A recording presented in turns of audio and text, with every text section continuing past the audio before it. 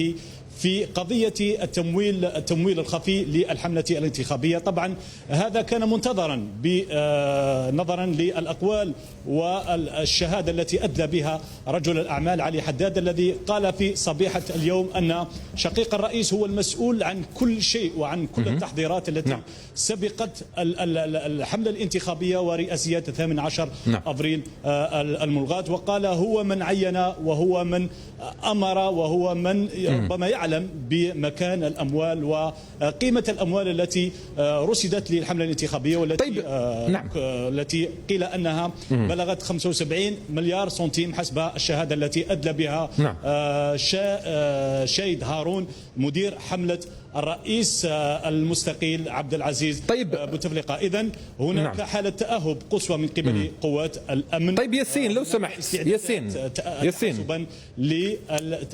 ياسين لو سمحت فقط قبل أن نستكمل الإجراءات الأمنية واستعراض المشهد بالأرقام، نتحدث باستفاضة عن الأرقام.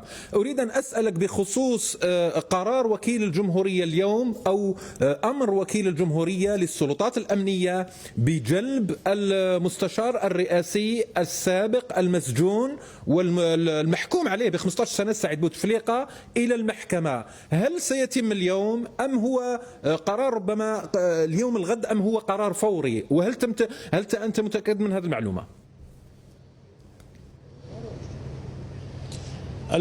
القرار اتخذه قاضي المحكمة ورفع الجلسة، ولن تستكمل الجلسة ولن تستأنف إلا بعد الإتيان بشقيق الرئيس المسجون حاليا. ونحن الآن ننتظر والكل ينتظر قدوم شقيق الرئيس السعيد بوتفليقة. سيجلب اليوم؟ سيتم جلبه اليوم؟ هذه القضية. إذن شقيق الرئيس منتظر في هذه الأمسية أن يحضر أو أن يؤتى به إلى محكمة سيدي محمد لاستجوابه وللاستماع إلى أقواله بخصوص التمويل الخفي للحملة. ياسين لو سمحت قبل التمويل الخفي، ياسين حملة لو سمحت زميلي ياسين، رئاسيات 18 زميلي ياسين أنت تسمعني؟ لو سمحت أريد أن نتأكد، هل تملك معطيات أن المستشار الرئاسي سعيد بوتفليقة سيتم جلبه هذه الأمسية أم لا تمتلك أي معطيات بخصوص هذا الأمر حتى نأكدوا ونوضحوا للمشاهدين الكرام؟ نعم، حسب المحامين المتواجدين في القاعة أكدوا لنا أن مستشار الرئيس السابق وشقيق الرئيس سعيد بوتفليقة سيتم جلبه خلال هذه الأمسية. هذا ما نعلمه، والقاضي رفع الجلسة ولن يستأنفها إلا بعد الاتيان بشقيق الرئيس. وهناك كما تلاحظ من خلفي حالة تأهب قصوى من قبل قوات الأمن، وهناك استعدادات تحسبا لجلب شقيق الرئيس المسجون. طيب ياسين، قبل أن نتركك تتابع تفاصيل المشهد هناك أمام قبالة محكمة سيدي محمد بخصوص الأرقام المقدمة، هل يمكن أن تعطينا لمحة موجزة عن الأرقام المهولة التي قدمت من طرف المتهمين اليوم، رجال الأعمال المتهمين اليوم في قضية التمويل الخفي للحملة الانتخابية لرئاسيات العهدة الخامسة الملغاة؟ نعم، في هذه النقطة بالذات زميلي عبد الله القاضي تساءل كثيرا وأعاد السؤال أكثر من مرة إلى المتهمين، وربما اختلطت عليه الأمور. كم هي؟ تساءل كثيرا عن قيمة الأموال الحقيقية التي تم جمعها لحملة الرئيس المستقيل عبد العزيز بوتفليقة.